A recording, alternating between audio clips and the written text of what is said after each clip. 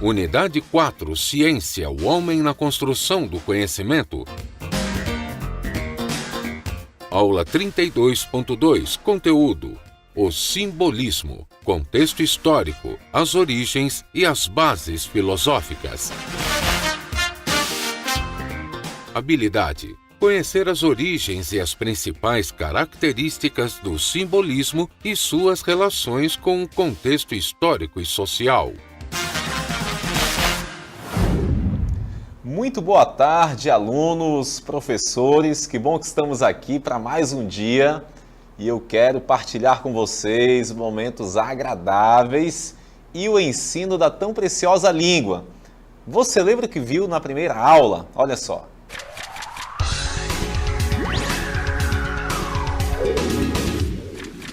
Muito bem, então, na primeira aula com a professora Sheila, trabalhamos o seguinte, observe aí. Notícia e reportagem. Rapaz, trabalhamos esses gêneros textuais. A notícia, a reportagem, na questão aí a linguagem formal utilizada, os tempos verbais. E ela deu ênfase na concordância nominal. O adjetivo, a locução adjetiva, o numeral, pronomes, artigo, todos acompanhando em gênero e número o substantivo ao qual se referem. Tem um ditado popular que diz assim, ó, concordo com você em gênero, número e grau. E eu te digo agora, não precisa concordar em gênero, número e grau, apenas em gênero e número. Gênero masculino, feminino, número singular, plural. Grau, aumentativo e diminutivo? Não. Eu posso dizer casinha linda. Não sou obrigado a falar casinha lindinha. Entende? A questão do diminutivo e aumentativo não entra aí nesse item de concordância. Não há necessidade para isso. Vamos avançar para vermos alguns termos aí que são importantes. É proibido, é necessário, é bom, é preciso, é permitido. Ficam invariáveis quando não tem um determinante, que é um artigo, um pronome, qualquer coisa assim. É proibido entrada, é permitido saída. Agora, se eu coloco um determinante, pode ser um artigo, um pronome, aí vai flexionar em feminino, concordando. É proibida a entrada, é permitida a saída. Beleza? Pronto. Concordância quando tem determinante. Pode avançar. Você viu também anexo e obrigada. Como é que se faz isso? São palavras adjetivas. Vão fazer a concordância normal com substantivo, gênero e número. A moça disse muito obrigada. O rapaz diz muito obrigado. Segue anexo o documento. Segue anexa a carta. Vem comigo aqui rapidinho. Olhando nos seus olhos agora, para as mulheres. Vocês sempre dirão obrigada. Ah, mas se eu estiver falando com o homem, não interessa. Sempre vão dizer muito obrigada e não obrigado. Tudo bem? Obrigado, somente os homens. É gênero masculino. Muito obrigado, senhorita fulana de tal. Beleza? E aí viu também concordância verbal. É o modo pelo qual as palavras alteram suas terminações para se acomodarem a outras palavras. Trata de alterações do verbo, olha só. As crianças comeram muito chocolate. Note que as crianças está no plural e o verbo comer também foi pluralizado. As crianças comeram. Não posso dizer as crianças comeu. As pessoas foi. Aí não dá. Pode avançar? Sujeito composto vindo antes do verbo vai para o plural. A falta de dinheiro e a greve dos bancos confirmaram o caos.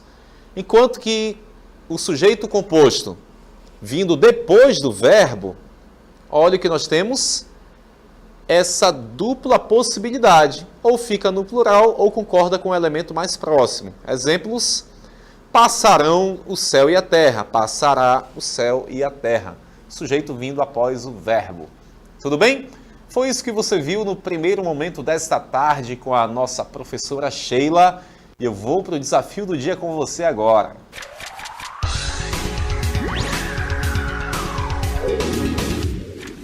Os temas bíblicos e mitológicos são uma constante na pintura simbolista. A tela retrata Salomé tatuada dançando diante de Herodes, num templo tenuemente iluminado. A figura de Salomé, com sua carga simbólica, foi tema recorrente na obra de Moret. O crítico Alistair McIntosh, no livro O Simbolismo e Arte Nouveau, afirma que a personagem bíblica tornara-se o símbolo central da época simbolista. Ao mesmo tempo perversa e inocente, exótica e sensual, sedutora, mas perigosa, ela exemplificava a visão simbolista de mulher, distinta da visão que se tinha tornado um clichê literário na poesia romântica. Com base na tela e nessas informações, explique por que essa visão de mulher simbolista difere da visão de mulher romântica. Aí está para você então a tela, as informações e o desafio está lançado.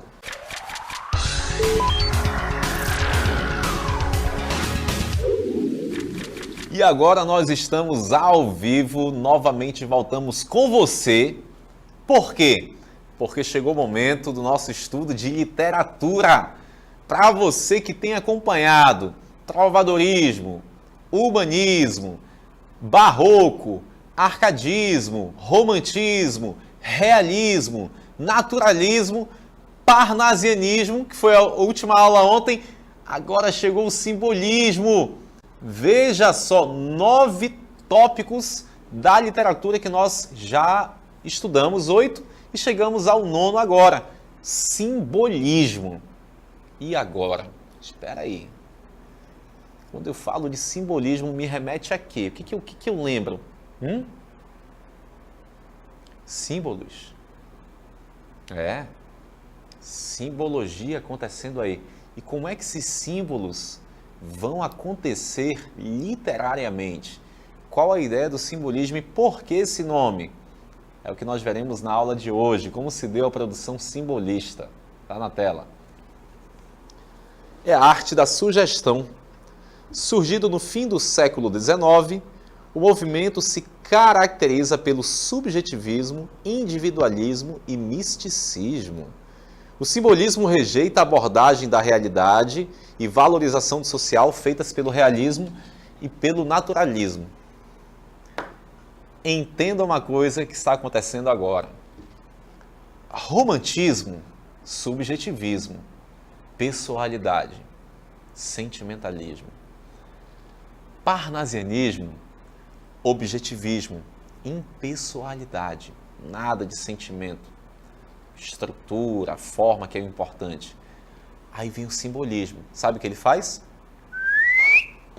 Vai lá naquelas ideias do romantismo, de sentimentalismo, subjetivismo, só que não o sentimentalismo, mas o subjetivismo, a pessoalidade, e traz de novo. Subjetivismo. Lembra quando eu falo para você que uma escola literária vai sempre se opondo à anterior? Então, anterior ao simbolismo, parnasianismo. Anterior ao simbolismo, parnasianismo. Tudo bem? Anterior ao parnasianismo, romantismo. Então, o parnasianismo se opõe ao romantismo. O simbolismo se opõe ao parnasianismo. Aí ele retoma o romantismo e assim fica. Ela se opõe a anterior a ela, a última anterior. Tudo bem? Simbolismo. Eles pensam o seguinte, os poetas simbolistas. Querem retratar o mundo tal qual ele é. Isso é impossível. Não temos como retratá-lo. Nós vamos então sugerir esse mundo. E essa sugestão se dá por meio de imagens. Símbolos é o que se busca na poesia simbolista. Vamos ver um pouco mais aí do início dela e então iremos à prática já já. Observe. Então o simbolismo aí nas suas origens, a publicação de As Flores do Mal, de Charles Baudelaire, em 1857. Essa publicação é considerada o marco inicial do movimento, né, simbolista, na Europa. E aí nós temos a uma passante um vídeo para você conferir agora.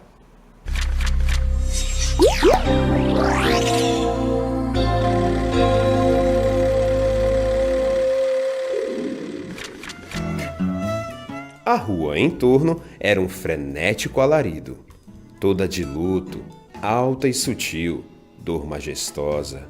Uma mulher passou com sua mão suntuosa, erguendo e sacudindo a barra do vestido. Pernas de estátua, era-lhe a imagem nobre e fina. Qual bizarro basbaque, afoito eu lhe bebia. No olhar, céu lívido, onde aflora a ventania, a doçura que envolve e o prazer que assassina.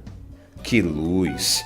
E a noite após, efêmera beldade, cujos olhos me fazem nascer outra vez. Não mais hei de te ver, senão na eternidade? Longe daqui, tarde demais, nunca talvez? Pois de ti já me fui, de mim tu já fugiste. Tu que eu teria amado, ó tu que bem o viste.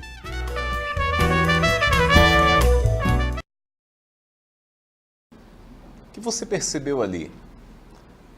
Na poesia parnasiana, nós temos o tal do descritivismo, né? A descrição, vai descrevendo como as coisas são e tal. Ok, na poesia simbolista nós temos sugestão dessas coisas, sugestão de imagens, e essa sugestão vai se dar por meio de figuras de linguagem, sinestesia, que é o sentido, quer nos fazer sentir a poesia, sentir o tema. A poesia simbolista vai fazer sugestão, tudo bem? Vamos então continuando aqui, um pouquinho mais sobre o contexto histórico, esse início aí do simbolismo, para nós chegarmos à parte prática desta tarde. Enquanto as correntes estéticas contemporâneas do simbolismo, realismo, naturalismo, parnasianismo, são entusiastas do clima de desenvolvimento científico do fim do século XIX, o simbolismo nega essa aproximação e se opõe à racionalização e aos efeitos da industrialização na sociedade europeia. Pode avançar? E aí nós temos, para sustentar a ideia simbolista, as bases filosóficas. Este senhor que aí está na foto é nada mais, nada menos que Freud, considerado o pai da psicanálise, método de investigação que consiste essencialmente em evidenciar o significado inconsciente das palavras, das ações, das produções imaginárias, sonhos, fantasias, delírios de um sujeito. Essa ideia aí do Freud, né, o pai da psicanálise, a psicologia, né, todo esse interior psicológico das personagens, aqui estamos falando de poemas. Então, pensa-se em criar uma ideia, em sugerir uma imagem que leve a sonhos, fantasias e cada um consiga, tente, né, fazer essa imagem na sua própria mente. Cada um lê o poema, vê o que sentiu do poema e aquilo ali é o que aconteceu, é o que foi. Não tem que ser uma única interpretação do poema. Não é a vida como ela é sendo mostrada. É uma vida sugerida. E cada um lê o poema e começa a interpretar e pensa, fala sobre isso. Aí o outro vem, não, é aquilo. E assim ocorrem as interpretações dos poemas simbolistas. Vamos a algumas características presentes nessa produção literária. Está na tela aí, observe. Sugere, em vez de descrever. Do parnasianismo, descrevia. Agora, apenas sugere.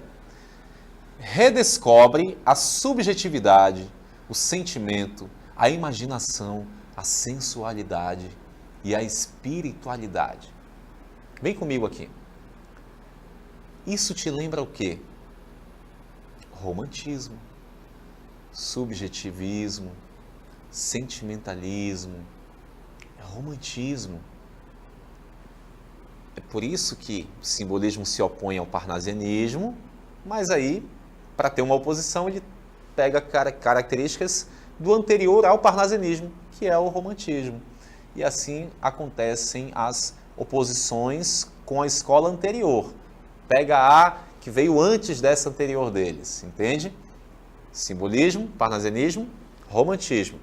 O simbolismo não vai copiar o parnasianismo, vai se opor a ele. Para isso, ele pega características do romantismo, tá? Pode avançar aí. Naquela mesma cartela. Explora o subconsciente e o inconsciente, e é aí que Freud entra para brilhar. Rapaz, tem um trabalho aí do psicológico, a psicanálise acontecendo. Usa predominantemente imagens sensoriais e metafísicas. Sensorial é o sentido mesmo. Prioriza a musicalidade com aliterações, assonâncias, paralelismo, repetições.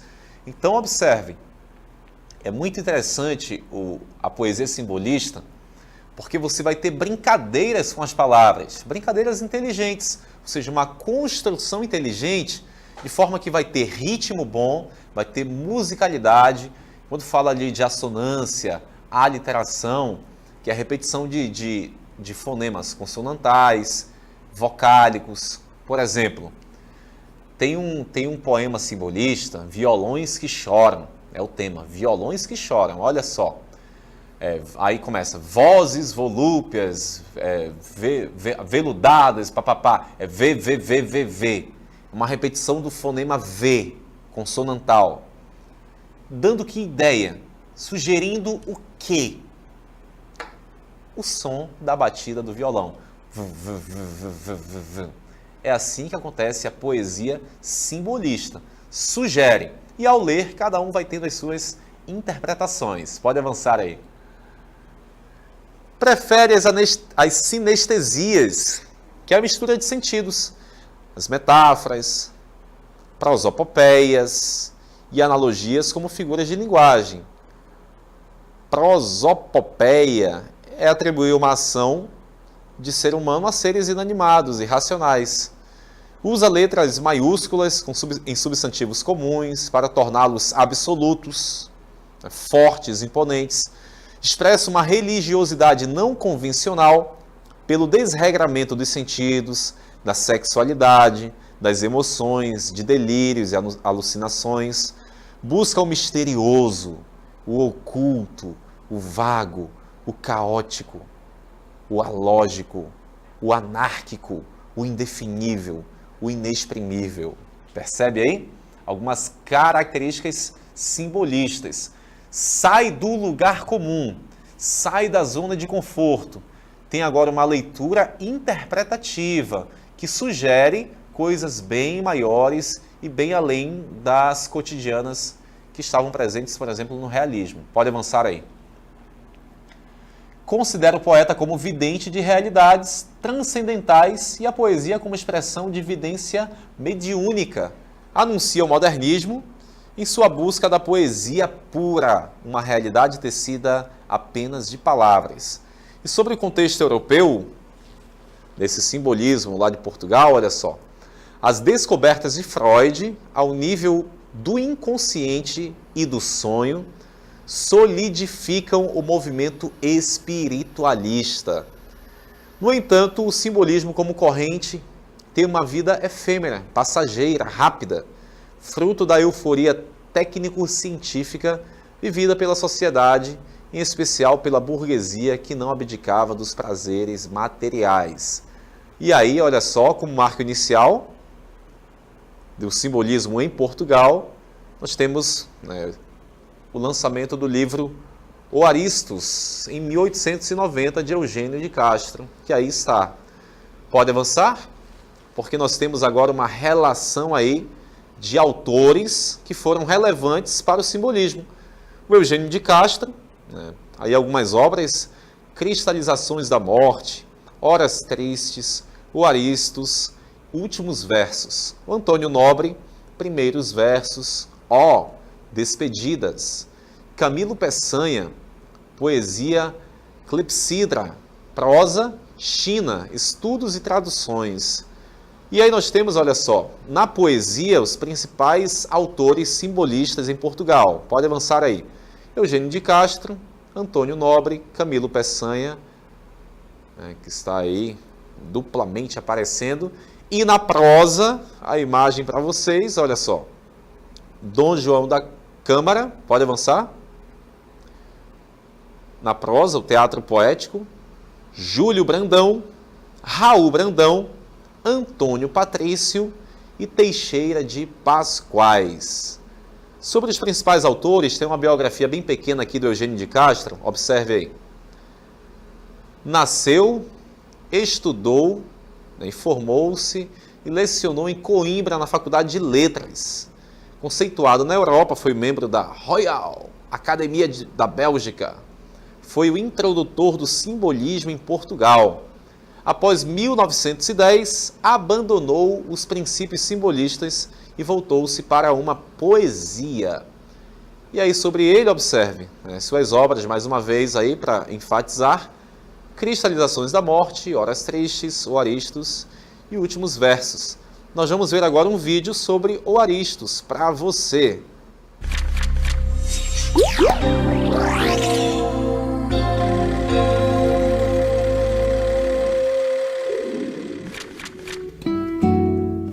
Poema 9, Fragmentos. Um sonho. Na messe que enlouquece, estremece a quermesse. O sol celestial girassol esmorece. E as cantilenas de serenos sons amenos fogem fluidas, fluindo a fina flor dos fenos. As estrelas em seus halos brilham com brilhos sinistros. Cornamuças e crotalos, cítolas citaras cistros. Soam suaves, sonolentos. Sonolentos e suaves em suaves. Suaves, lentos lamentos de acentos graves suaves. Flor, enquanto na messe estremece a quermesse e o sol, o celestial girassol esmorece, deixemos estes sons tão serenos e amenos. Fujamos, flor, a flor destes floridos fenos. Muito bem, então aí você percebeu no poema a questão da sugestão, a questão da imagem, o subjetivismo acontecendo. Nós não temos mais a ideia do objetivismo, a ideia descritiva que tínhamos no parnasianismo, até a aula de ontem. Agora, subjetivismo e sugestão de imagens. Não é uma realidade descrita, tal qual é, como se pensava no realismo. É uma realidade subjetiva e sugerida. Tudo bem? Vamos avançando? Ainda sobre alguns autores. Temos o Antônio Nobre. Trata a temática da saudade, enfatizando a musicalidade e a utilização de imagens estranhas e inesperadas. Sua obra apresenta a idealização da infância e do campo em contraposição à decadência do espaço urbano. Esse é o Antônio Nobre. Temos ainda o Camilo Peçanha. Sua poesia destaca-se pela musicalidade, pela presença de elipses, sinestesias, metáforas, símbolos, ambiguidades, o duplo sentido, fragmentação e riqueza de imagens auditivas e visuais. Os temas são relacionados à concepção pessimista e cética que o autor tinha diante da vida, a mágoa, a dor e a morte. Lembra bastante aí a segunda geração romântica, né? Essa temática trabalhada aí por Camilo Peçanha. E aí sobre suas obras, olha só, na poesia Clepsidra, em 1920, na prosa China, estudos e traduções em 1944. Vamos então acompanhar aí o vídeo sobre Caminho, que é uma produção literária simbolista, está na tela.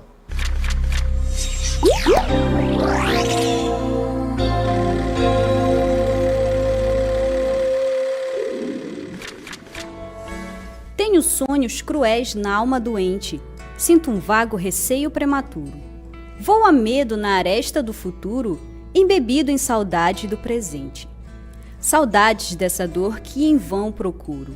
Do peito afugentar bem rudemente, devendo ao desmaiar sobre o poente, cobrir-me o coração de um véu escuro.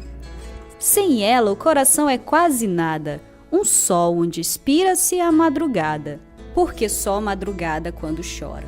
Porque a dor, esta falta da harmonia, toda a luz desgrenhada que alumia as almas doidamente o céu da agora. Muito bem. O que você percebeu aí nessa leitura do poema? O que te chamou a atenção? Nós temos sugestão de imagem e a ideia pessimista acontecendo. Percebe? Essa angústia, essa dor, e fica repetindo isso.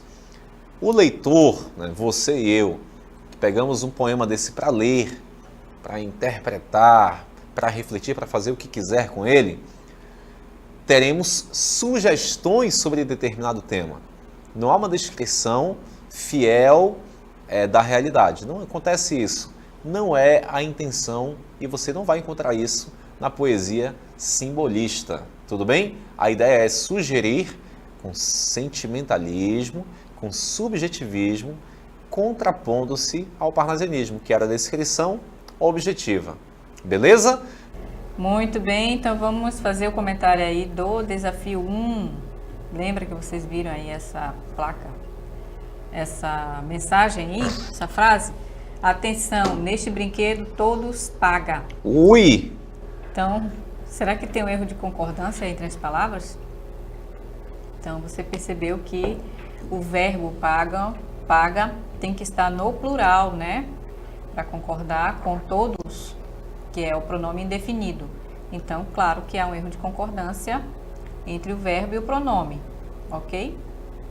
Muito bem, no segundo momento, o segundo desafio, nós temos aí esse texto. E aí, olha só, ao mesmo tempo perversa, inocente, exótica e sensual, sedutora, mas perigosa. Ela exemplificava a visão simbolista de mulher,